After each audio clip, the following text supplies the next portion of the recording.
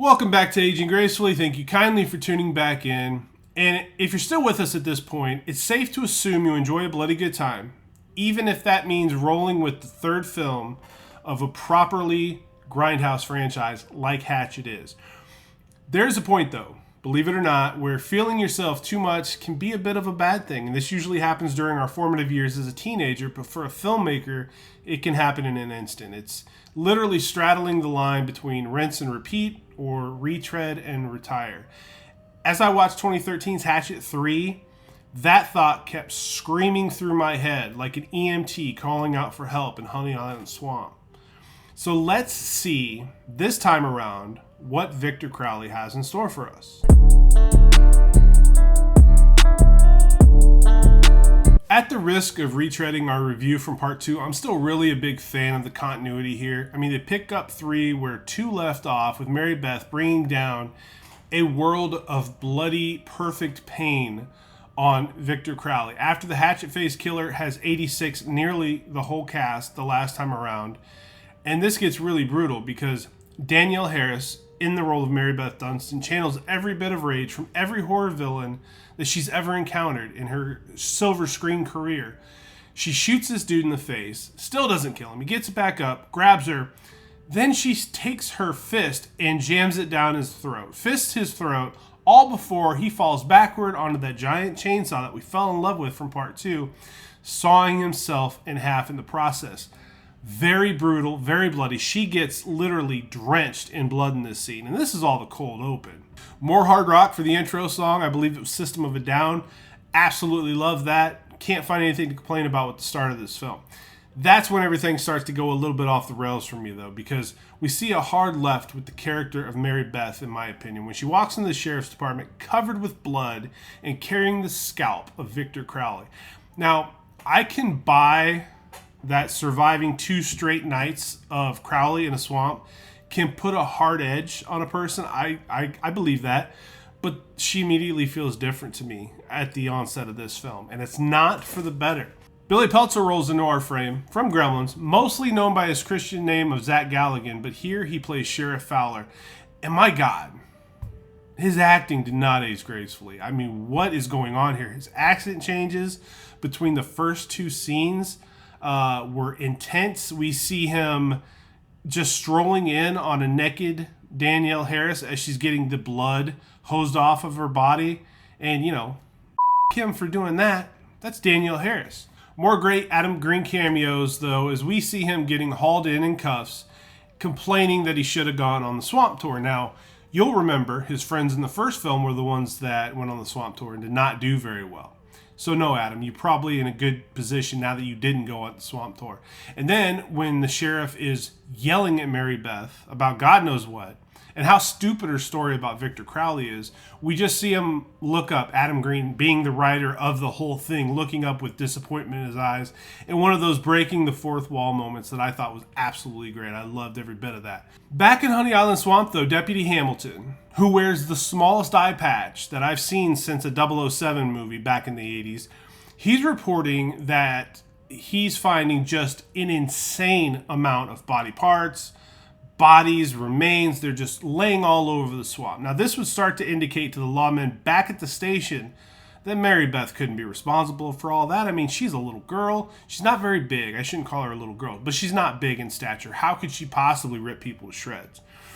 But she's still numero uno suspect number 1 because no one believes in her ghost story. Nobody's buying any of it. Until, of course, when we meet in the next frame, or the next series of frames, one of the most annoying, hateable horror movie characters in history. And I really fucking mean that, because what in the is wrong with this fucking lady?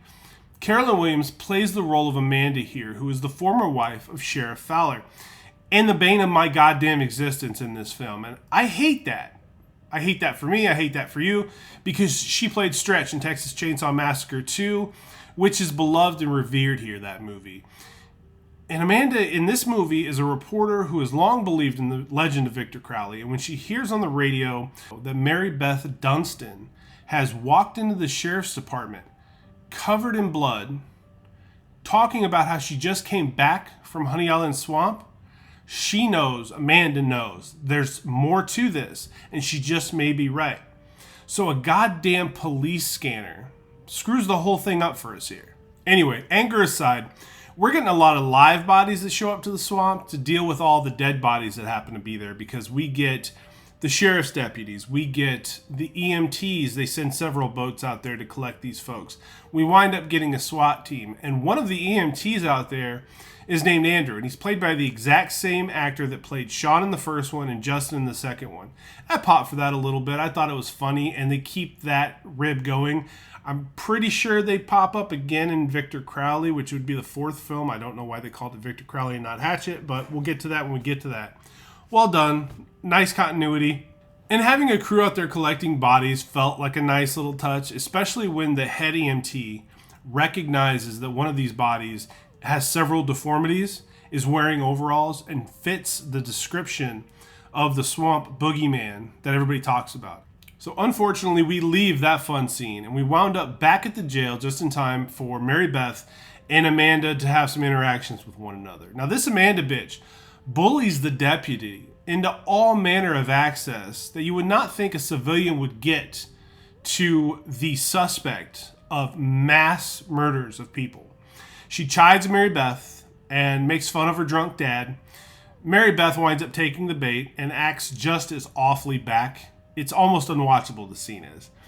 Now, we get to about a half an hour, though, before Victor Crowley wakes up as night falls, quietly slides out of a body bag, and uses the shock paddles to blow this dude's head off that's supposed to be examining his body. Now, I loved him storming off of the boat where Deputy Smallpatch was sitting there waiting. The visual of it is jarring, and Crowley makes short work of this dude. Hearing over the radio, though, that people are dying back at the swamp, Amanda takes it upon herself to demand that the deputy let Mary Beth out of her cell so the three of them can hop in a car and drive to a place called Ozona. Now, the reason for this road trip is Amanda believes in her own theory, much like Reverend Zombie had a theory in part 2. Amanda's got a theory here in part 3 that suggests the only thing that will make Victor Crowley happy or allow Victor Crowley to rest is being reunited with his father. So they have to go find the remains of Thomas Crowley in hopes that that will be what works and puts Victor Crowley to sleep permanently, thus lifting the Honey Island Swamp curse. So one thing I really liked that felt different as these movies continued from 1 to 2 to 3 is Victor Crowley seemed to get stronger over the course of those films, but so did the forces going up against Victor Crowley. You know, we had that tour boat in part 1, and then we got the group of local hunters that were heavily armed in part 2. And now we've got a SWAT unit along with an entire sheriff's department here. And on top of that, we get another Jason Voorhees actor in Derek Mears playing the role of SWAT team leader Hawes. So you just know there's going to be a really cool confrontation coming up here real soon. And another thing that this franchise does well is it gives us good characters. It gives us entertaining people to watch their journey. Ultimately, you know where they're probably going to end up, but it's still worthwhile to see how they get there. SWAT team member Daughtry is a pretty girl who seems super sweet on the just insanely excitable Deputy Snyderman, who comes loaded for, I don't even want to say bear. He shows up like he's been watching Rambo movies all day, every day, ready to go. He injects a lot of comedy into this film because you have to have a little bit of levity now and again. But he believes the legend of this swamp wholeheartedly, and he wants nothing to do with being there. He's only there on orders, and he brought every gun he has, including a couple things that fire projectiles, to the party just in case. The best cameo of maybe the series, though, happens when Amanda, Mary Beth, and Deputy Winslow get to Ozona to Abbott McMullen's house. Now, Abbott is played by legendary actor Sid Haig, and he totally fits this story and this universe seamlessly. Fun, blatantly racist, but gives Deputy Winslow a fun back and forth. It gives Deputy Winslow something to do. I mean, the guy's been taking Amanda's shit for the last half an hour. So he's able to push some of that back towards this Abbott character. The man, Abbott, of course, is in possession of the ashes of Thomas Crowley, which is why they've made the trip. The whole scene is fun, and then they get goofy at the end of it, with more of that over-the-top acting that just makes you cringe. Great scene, and then they fumble it at the very end. I just didn't understand why they did that. I'm going to blame it on Amanda again. So there's good things and there's bad things about these three films that we've talked about thus far, following almost an identical blueprint. The carnage is great. I loved everything about it. In this one, though, in Hatchet 3, we get a couple of legit scares. You know, there's two SWAT team members that are going back to back, sort of at a doorway, and then Victor emerges from the shadows. And that was pretty cool. I liked how they did that. And then you see, shortly thereafter, you see Victor reach out from his shack, grab hold of a female deputy's jaw, and drag her back into the house.